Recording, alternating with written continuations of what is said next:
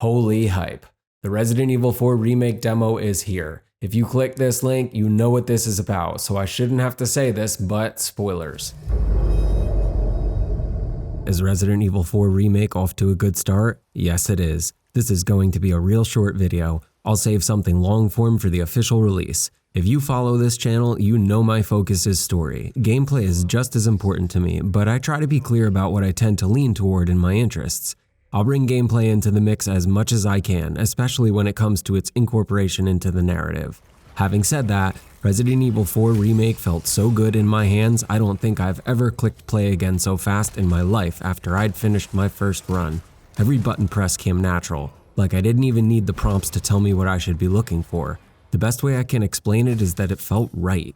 Does it look good? I was incredibly impressed. I built my dream PC right before Village came out, and though I thought it looked great, I ran into quite a few issues. I had none whatsoever this time. Now, I know demos are often optimized, but I had no issues I could spot. For reference, this is what I'm running, and here were my selected specs. I'm no master at calibrating, but I liked what I saw. The sound was incredible as well. This franchise is no stranger to wonderful sound effects, from the growl of enemies to the navigation of menus, but it feels like it gets better every time.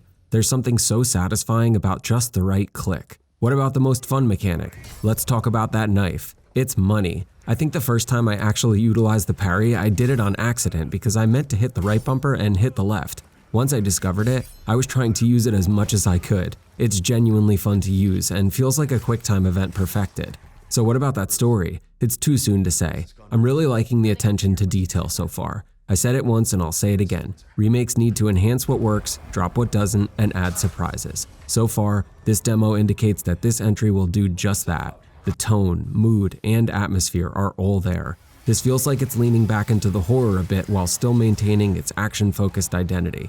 When discussing the original Resident Evil 4, the inevitable statement always follows. It's a great game, but is it a great Resident Evil game? We're not here to entertain that question. So let's move on right away because no matter how you feel, it's a main entry in the franchise. What I do know is this entry already feels like it has strong connective tissue to the Resident Evil 2 remake, and I am here for it. My biggest concern regarding Resident Evil 4's upcoming remake was if the story was going to be polished and improved. I've always enjoyed the original, but also felt that its rather simple story could be refined and, if anything, added to.